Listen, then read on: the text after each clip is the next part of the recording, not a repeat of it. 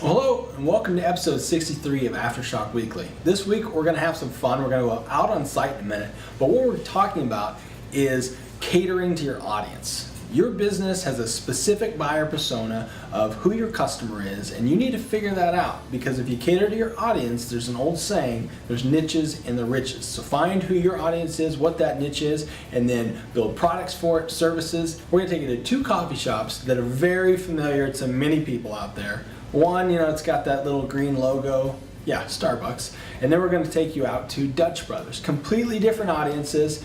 You'll know what my favorite is, but let's go out on location and go through each one. Hey there. So we're outside the first company that I mentioned, Starbucks. And their audience is catered towards business people that want to have a place to where they can set up their computer, they can do their work. They have business people that want to order on the mobile app that I fit into, that just want to skip the line and go directly to pick up their drink. And that's what I love about Starbucks, is they really do cater to that business audience. Not that you can't socialize, it's just not their main audience. So I'm going to use their app right now, and I'm going to get my drink, and it's going to take less than 3 minutes.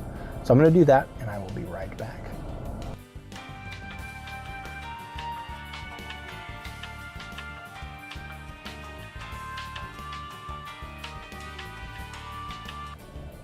Okay.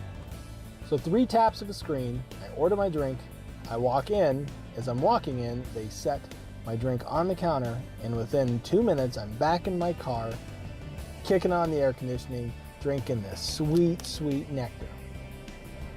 What used to be sweet, sweet nectar.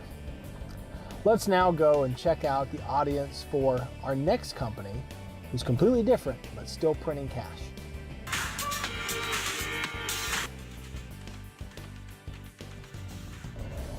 Okay, now we're at Dutch Brothers.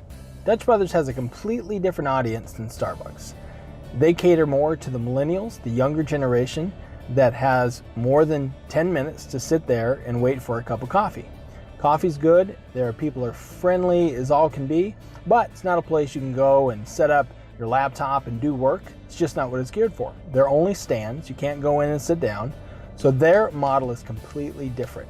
Right now, we just saw a gray car in the back of the line, and we're going to follow it and see how long it takes to get through the line. And it'll show you it's a lot different than Starbucks.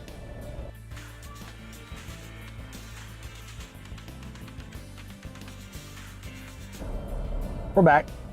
That gray car took 16 minutes to get through the line, and that's the main line. Probably took another 5 just to get from the dual line that lets you know that it's okay to go to the main line. Why?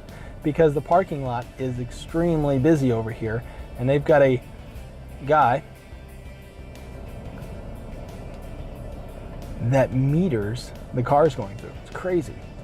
They must have good coffee or something. Their baristas, people in line taking orders, are extremely friendly.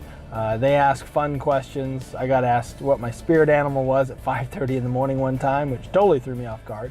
But they have created an ambiance for their audience that gets them coming back, waiting 20, 25 minutes for a cup of coffee.